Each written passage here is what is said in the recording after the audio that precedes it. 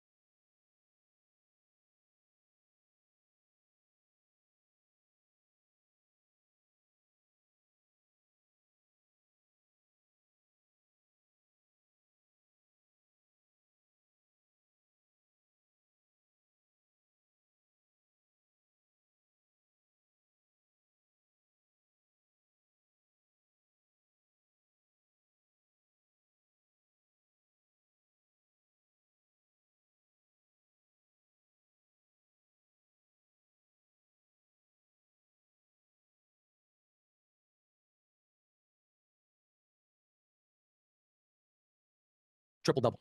Points, rebounds. You see him go get rebounds? Takes them from centers and assists. That's what I see him as. You know what? To be that guy, whoa, do you got to go hard the entire time you're in there. You can't take plays off. You can't jog. You're not. You're chasing down rebounds. You're making easy. That's how I see him. But the last game, Adu didn't play well. And we won anyway. We don't have enough guys to have guys not play well and we still win. But Nelly, second half played. I mean, you're starting to see him. He's going to just keep coming into his own. He's physical. Proud of him. Proud of DJ. DJ did good stuff today. DJ doesn't care how he's playing. He plays to win. Nelly's kind of the same way. Jonas was good today. How about how TB finished the game? Diving on the floor. You've seen that many times. No. He's diving all over, blocking, rebounding, defending. He's capable of doing that. And again, I think he's got more offense than he has shown us to. You mentioned Adu playing well, obviously 26 on 8 of 10, but I thought just to start the second half, it really seemed like he was kind of taking over. Was that an emphasis point for you guys going into the second half? Just what was that? Where have we struggled defensively? Guarding what? What? Yeah, this. The three. If you're watching us, we're giving up 35 attempts. We've been working on tough twos. We gave up two where we went like that and the guy shot it. Well, then you didn't do your job. You take away that three. If he drives us, what do we have in the back line that's pretty good? Shot blockers. They can't help us on a three, but they can on a drive. Adu, TB, Z, Jonas. They can if you take away that three, which means it doesn't mean you turn your back to a driver. It means that I'm here, but my mind is out there. And we've been working on it for a couple days, and we're going to continue.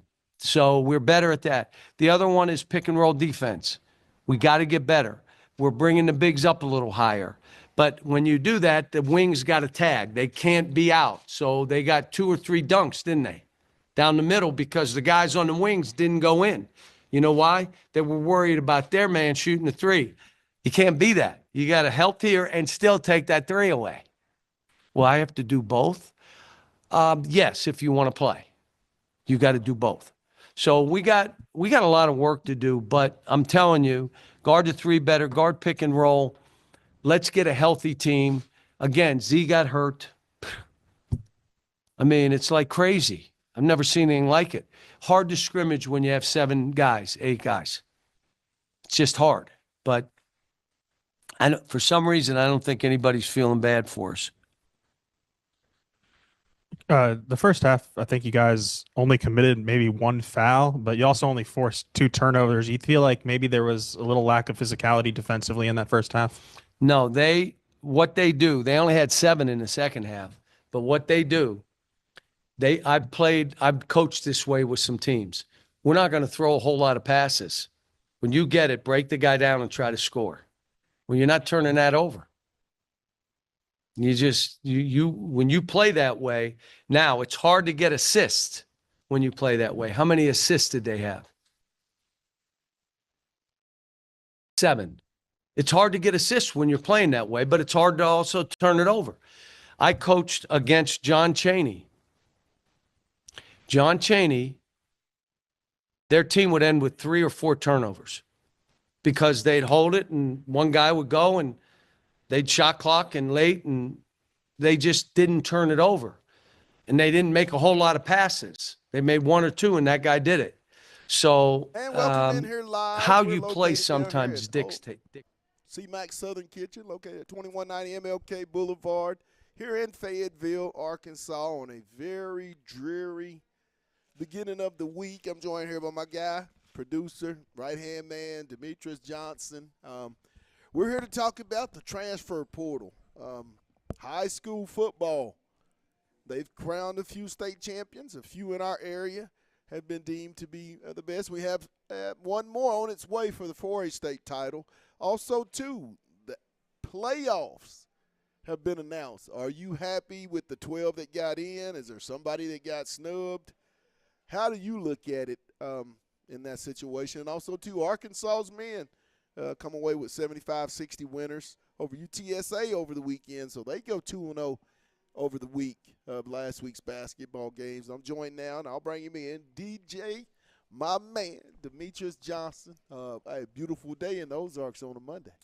Yeah, a little gloomy, but I think it goes hand in hand with how this transfer portal treating us these last couple of days, man. Man, the list of transfers, as it just came out earlier today, Tevis and TJ Metcalf will be entering their names in the portal, as will Dallas, Washington, Patrick Kudus, Jalen Braxton. I got it here for you. Arkansas transfer portal as of right now, and I am using On3 as the reference. So if there's a couple of updated ones, it's because it's not on On3. So we got Alex Sanford, the linebacker. Mm-hmm. We got Caden Henley. Mm-hmm. We got TJ Metcalf. We got Tevis Metcalf. We got Dallas Young. We got Isaiah Satania. We got Davion Dozier. Okay. Amari Wiggins. Sam Dubwig. Nico Davier. We got Jalen Braxton. Tyus Washington. We got Dylan Haas, Carson Dean, Luke Haas, Patrick Kudus, Luke Haas, Gums, Eli Steen, Josh Braun, Jaden Wilson, who since has transferred to UCLA. Ooh, man, that's a long list, man. A lot of football players. It's a long list, Pat. Very long list, but I mean, I think a lot of people, when you hear that list, just think of the same amount of numbers as Alabama, as Texas. And we got to add Tykees Washington. As Tykees Crawford into that mix. You talk about LSU's, the EDMs. I mean, the transfer portal is hitting all over college football. And if we've lost 22 people to the transfer portal, and Alabama's 22 are leaving, who do you think has lost the better player? It's quite obvious. So, I mean, let's not put a lot of weight. I'm not trying to disrespect these young men because I think they're all great football players, and I want them to go wherever they feel best for them and have great success in their craft and in their lives. So, I mean, I wish all of them good, a good ending. But at the same time, I mean, when we just break it down, the transfers that are leaving Fayetteville and the transfers that are leaving A&M and Alabama and LSU and places of that nature, I think if you're Arkansas, you want to go try to see if you can get some of those kids to replace the kids that are leaving your program, because you would have to think, if by standards and we go by recruiting, your team is going to get a little bit better. What? So I think, people still got to wait. I mean, is that bad? No one wants to lose anybody out of the transfer portal, but I don't think it's so much now about coaching and development as to the negotiation process. It's about the dollar. I mean, we don't want to say it, but it's about, this is a job now, and everybody wants to get paid for their job. I'm of the belief it should be performance-based, but hey, that's just not how some people view it. It would no longer be NIL if it became I'm just saying performance-based, even though your likeness is based off of what you do in life. Yeah. With anything, your cost is what you get paid is determined about the value that you bring to whatever you're doing. I don't care if you're playing football or you're cooking food. It still comes to the value of your product. In this case, it's your production on the field. And I think it's this generation. I think you said it when we were off air. Man, they want a lot for nothing. It's like I know this is the potential. Want the Rolls Royce with the Pinto money. This is potentially what I could make. Yes, but I don't want to do anything potentially get the money. I just want the money first, and then I'll do what you ask. It's like I'm not going to give any type of resume. I'm not going to get because I think this has a lot to do with recruiting as well. When I talk about recruiting, I'm talking about the websites and the stars and how they go about evaluating a lot of these kids out of high school. I always felt that it was inflated. You would see a lot of kids that would come out of certain programs rated 5 stars, and it's like, man, this kid ain't played nobody in 2 years, and you saying because he got 2,000 yards, he's a top kid in the States. No disrespect. Is Singleton number 15 a 5-star? The one that's at Arkansas, the guy transferred from Georgia. You talking about the cornerback? You talking about the cornerback? No. But he was considered a 5-star coming out of high school based on who he signed with out of high school, which Georgia had just come off a national championship. I get that, but if he's a 5-star, then anybody can be a 5-star, and that's just keeping it real. That's just keeping it real based on what I've seen at the body work on the football field. And then I don't know. I think it starts with high school. I think that we got to do better evaluation of how we're evaluating these kids, and also giving them the determination of this is what my NIL value equates from. Because I'm all for people running up a bag. Because I grew up in South Korea. I wish I would have had the ability to monetize my name and likeness because I was well known not only in Korea but other countries. Yes. So I could imagine the profitability that was there. So for me to hate on these youngins for getting a bag, I can't say that at all. But I think it has to be some type of restrictions or evaluation process because I don't think it's good for a lot of these kids to come in not even understanding the tool of money. You know what I mean? A lot of them, it's their identity. So once they lose this money, man, you think you're going to be depressed when you got to give football up. Think about giving football up and then having the money to have. That's a real good point. No, I'm serious. Like that's going to be a lot of mental awareness that's going to take place because you have these kids that have put so much into football. Then you're talking about they don't have the financial literacy to really deal with the money that they're getting. And then you're talking about because I'm no longer going to school for education and I'm strictly going to get a bag, I don't even have a fallback plan for if this NIL situation doesn't, pan out for me transferring. And I think excuse me, go ahead. No, I'm going to say that's the I think detriment. A lot of people understand that it's different from an entourage when you're taking care of a football family rather than a basketball or a baseball family. I mean, those dynamics are totally, totally different. I don't know if anybody's seen the Richardson documentary of the running back that was at Alabama, I believe, ended up winning the Heisman. I mean, you understand the financial strain that he talked about with his family and how it went from rags to riches back to rags in certain areas where, I mean, it's just more people you got to take care of in football. And I just hate it because, we talked about this a while back. We were talking about, man, I don't see where the money's going to come from. There's too many. If you got 22 starting players, and everybody's asking for $1 million, you automatically aren't even in the race if you don't have $22 million in NIL deal. Right. That's a problem because now how am I going to fill that gap with everybody else? And I think as I don't want to call them kids, but as young adults, when you're running a business, you really don't understand what the small intricacies of running a business entail, the overhead, the cost, everything associated, payroll. Like, these kids don't understand that. They're just getting online and saying, hey, Shador Sanders has a $6 million NIL deal. It's like, well, also look at his network in the excess of connections. Yes, they looked at Bronny and said, well, Bronny's getting this. Well, look who his dad is. Right. Look at Arch. Well, look at who his family is. You have to look at why these kids are, I don't want to say, these young adults have access to this, and the ones that are favorable enough to get that type of money, man, that's a rarity among college football. And I think there's a big disconnect between the young adults understanding, like, hey, this isn't realistic money that I'm asking for. This isn't money that everybody can just throw out at me because 5 people on my team are getting these. But you got to understand, these are projected already projected millionaires. So I mean, it's a tough case, man. I can't say I hate where college football is. Oh man, but I hate the business side of where college football has it's minor league developed football now. I because don't even call it college. I call it minor league football. I felt like if they would have just gave the players enough to be happy with before this, Yes. because there came a time where people wanted to come to play at Arkansas because I'm a hog and it's in my blood, and Right. I still feel they're going to get that, but you don't have that.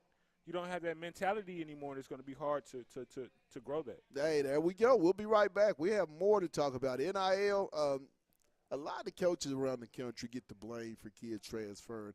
It's a little bit deeper than that. We'll touch base on it even more. And then, hey, 7-2 Hogs. How you feeling about this basketball team just weeks away from heading into conference season? It's on the hill. We're live here at Cmacs Southern Kitchen. We'll be back. Hey guys, this is Pat Jenkins of On the Hill Media and voice of Fayetteville High Bulldogs Athletics. Make sure and subscribe to our YouTube channel. That's On the Hill Media. Make sure you hit the bell for all notifications. As we say, let's get it.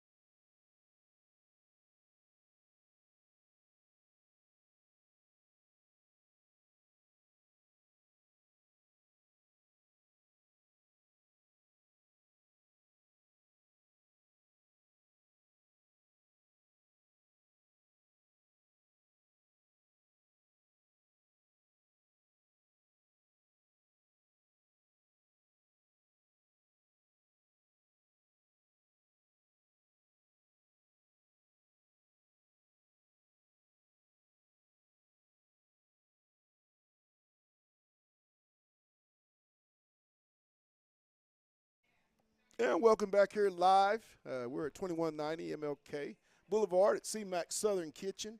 It's Monday. It's talking season, and it's a lot to talk about. We'll get off into a question or two. Kevin Blackwell says, take all the cash you can put together and put it on Texas Tech.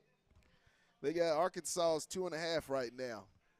That's about a fair shot. I think this is going to be one of the more interesting games in bowl season. Hey, Kevin, I'm a bet man, and because what I've seen in that transfer portal, when you look at that back end of that defense, I'm with you, man. I'm a little scared, but I think that's a safe bet. If you're watching this, you need to screenshot Kevin because he's trying to put a little money in your pocket this week. Yeah, I think it's gonna be one of the more intriguing games, and I know a lot of people, aren't too happy with going to the Liberty Bowl. But if you're a coach or a player and you're still trying to develop a program, I think these extra practices, they help you. I mean, those extra practices are very invaluable, and even before the BCS and all that came into play. I mean, it always used to be coaches wanting to get to bowl games so they could get these extra practices, and you could always tell the teams that went bowling versus the teams that didn't go bowling when the following year rolled around because those added extra practices. So I just think it's good for practice time. Man, Pat, I'm eager to see how this really changes the way they go about practicing and everything. 'Cause Right. I'm just looking at paying these players. Like, do you think they'll ever get to like multiple year deals? Like, okay, let's just say a player comes in, right? We got a player, and are these 1 year $1 million deals, or are these compounded? Like, I think when that revenue share hits, though, I truly think a lot of this will slow down. And then you'll get more loyalty. I'm not saying you're going to get 4 years, but I think you can get at least 2 years. When you don't have any rules in negotiation, everything's fair game. To me, I think it only – if you're doing profit share, again, I said this the other day on the air. If you're going to do profit share, right, and you're not going to take away NIL, but you're only adding profit share, Right. you're really only enabling the enablers. Like, the people that have money are going to continue to have money, and they're going to have a budget to do as they will with the budget. And plus, I'm going to have these guys over here that are willing to make up the difference for us to take that extra step. So I still don't think profit sharing is the answer. I really don't. It's right now. I don't know. You hope at some point they do get some type of system that can regulate just the chaos, because this is chaotic. I mean, this is just chaotic in that now we are in the acquisition of college football. Let's switch over to the college football. Playoffs. College hoops? No, the playoffs. Oh. We ain't talked about the let's get off into the playoffs. So what, a lot of people, Alabama, I don't think got screwed. I think the committee got it right. I don't care if we're in the SEC. You cannot lose 3, and you cannot get beat by Oklahoma and Vanderbilt. They did SMU a little bad. People got to really go look at the story behind SMU this year, because people don't know. SMU's a good football team. Not only that, people don't know SMU paid their way to the ACC this year. They really did. So you're talking about every game that they played in this year, they paid out of pocket. Yes, they got deep pockets. So to me, I felt like they got played a little bit in the championship, where it wouldn't have looked good to the ACC for an outside team to come in their first year. Same thing with Texas. Even when you look at Texas, there were a few suspect calls that you were like, man, how isn't Texas getting these calls, but Georgia is getting these calls? And you could clearly see that there was conference bias, being that you didn't want these newer teams. Easy way. Texas has almost an easy route to the college playoff. I mean, you're going to play Clemson at home, and then you're going to have to go and play Arizona State. I mean, I got to go back and read a comment. It's going back to the transfer portal. He says, we keep having our players in that transfer portal. We might need to cancel that bowl game. Mr. Will Banks, I'm worried about if we got enough starters.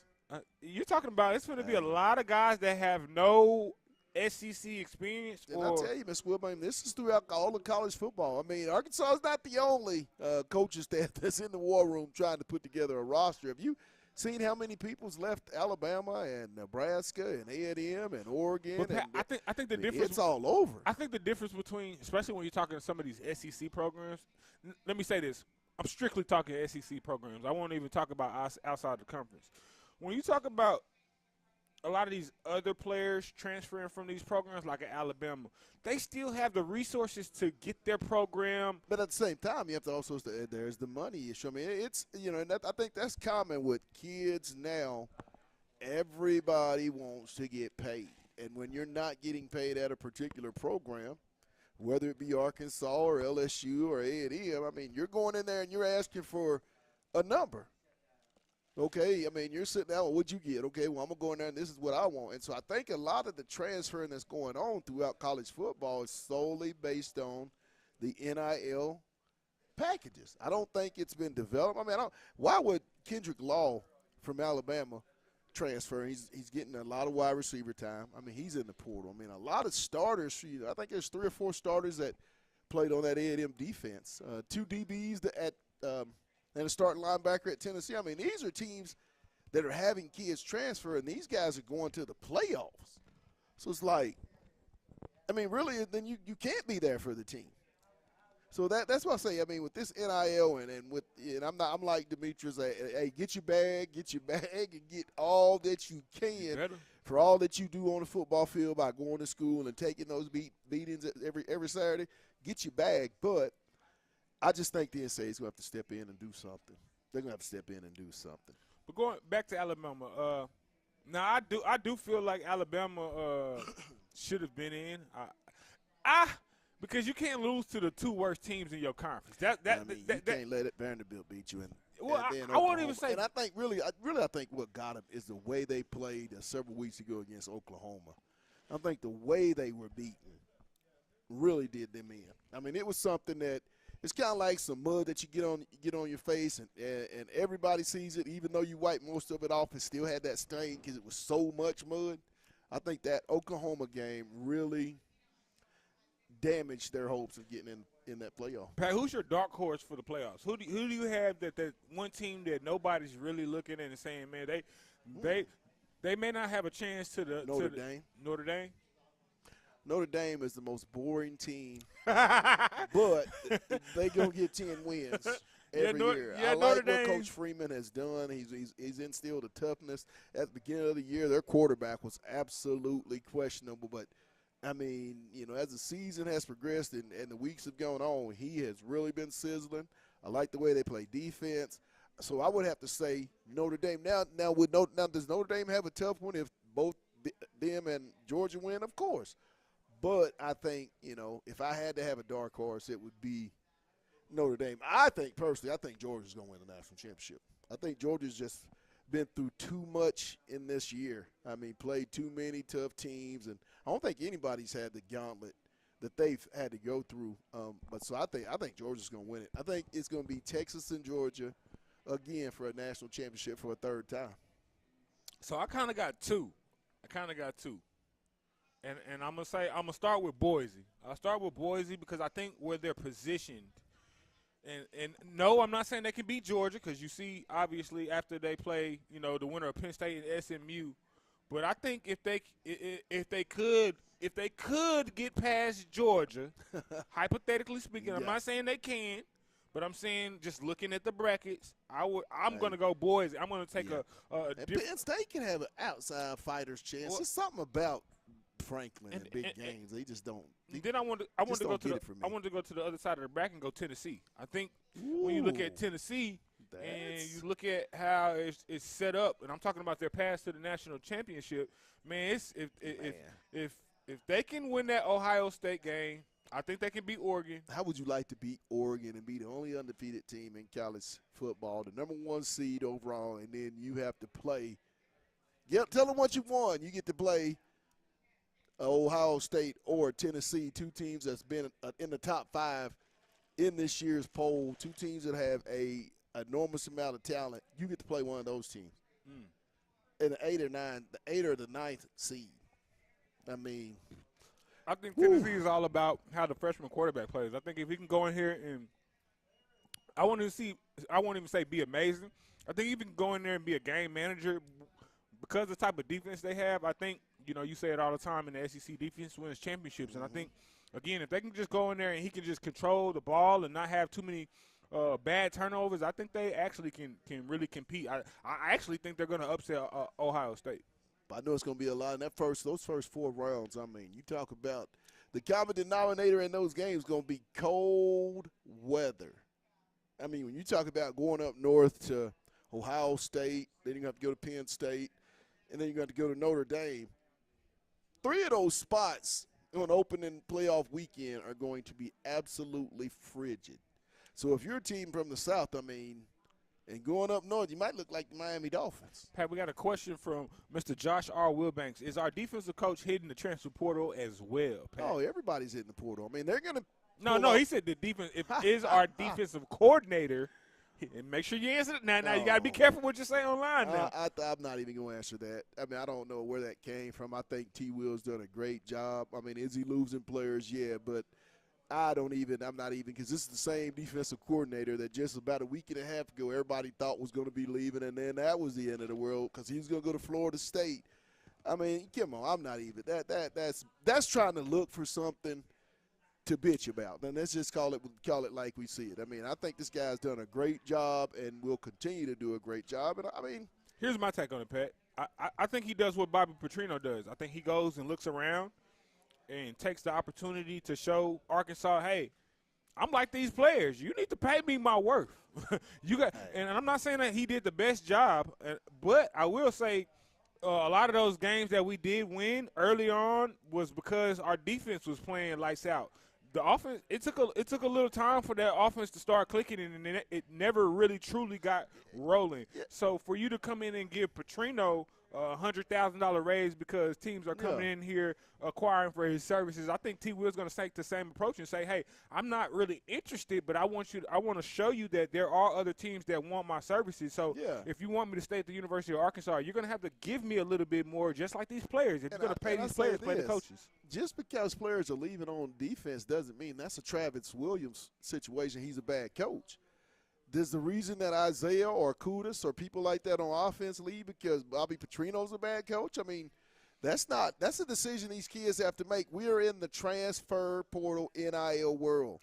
It is an acquisition business, people. And just because kids leave, you don't know who's been talking to some of your players. I mean, Patrick Kudus to Ole Miss, that ain't something that just came up. Sometimes when you date somebody and you get divorced and you come up with a new friend, that was already in the picture. That was in the background. Yeah, they've had access to that situation. They're lurking in the bushes, huh? So, I mean, that's don't get it twisted. I mean, let's understand that right now, most of the transfers that are happening in college football at whatever institution your favorite school is, it's going to be money based. The kid didn't get the number. And he's going to try and see if there's a number that could be matched somewhere else. And Pat, I honestly, truth be told, I don't blame the coaches or the players because I think now we live in a time where the economy is so up and down that you have to do what's best for your immediate family. Right. So some of these loyalties and traditions that once upon a time did resonate, they don't hold the same weight because times are so hard and people are having to think about, well, yeah, that might be a good situation over here, but I got this guaranteed money over here, or I think this guaranteed because everything ain't always guaranteed.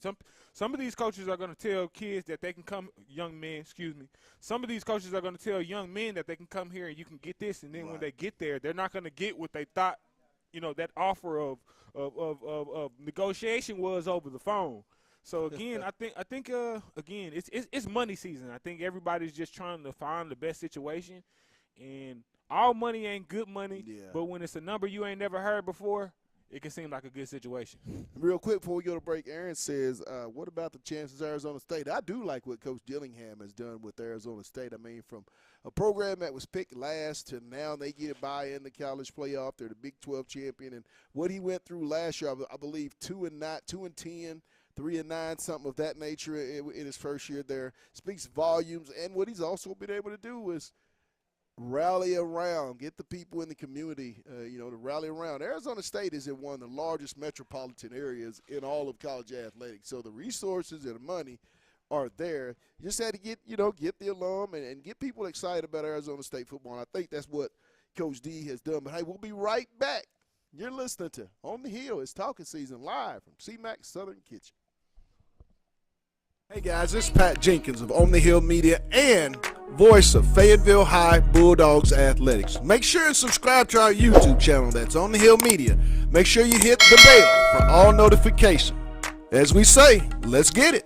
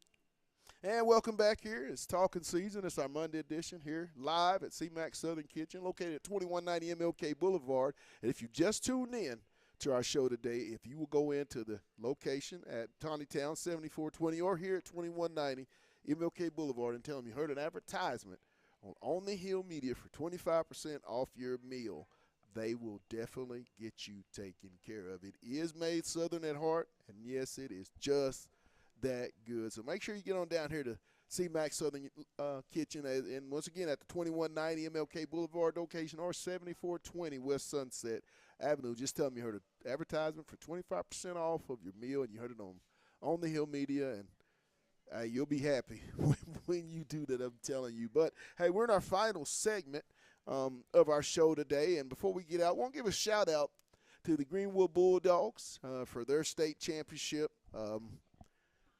Just keep on piling them up. And also, too, the Shiloh Christian Saints for their runner-up. I mean, two local area teams representing the 6A football classification very, very well. And also, too, want to give a congratulations and a good job to the Bentonville Tigers. Unfortunately, was not able to come back 7A state champions as they fell short to the Bryant Hornets. 28-23 in a very, very close game. But also, too, want to give a shout-out to the team going to vie for the 4A state title, another local team, the Elkins Elks.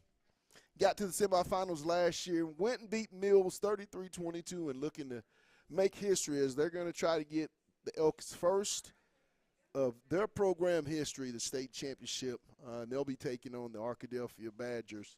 I believe that's coming Saturday in War Memorial Stadium. But, hey, that's going to do it for us here today. We'll be back on Wednesday once again. But also, too, we want to thank our sponsors. That being said, Lindsay and Associates with an office in Fayetteville, an office in Rogers, and their newest location in Bentonville.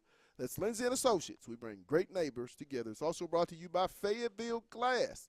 They're located at 1725 College Avenue. It's family-owned since 1947. That's Fayetteville Glass, not Auto Company, Inc. Also, First Choice Protection Systems. And get this, if you are a veteran, they will honor the veteran discount. So be sure and reach out to our good buddies for all your security needs at First Choice Protection Systems. And lastly, our good buddies right here, Cmacs Southern Kitchen. Come on down. Like I said, it's made Southern at heart, and it is just that good. So from our producer, Demetrius Johnson, and myself, we're out, but we'll see you in a few days. It's On the Hill, and it's talking season on the Hill Media. And you know what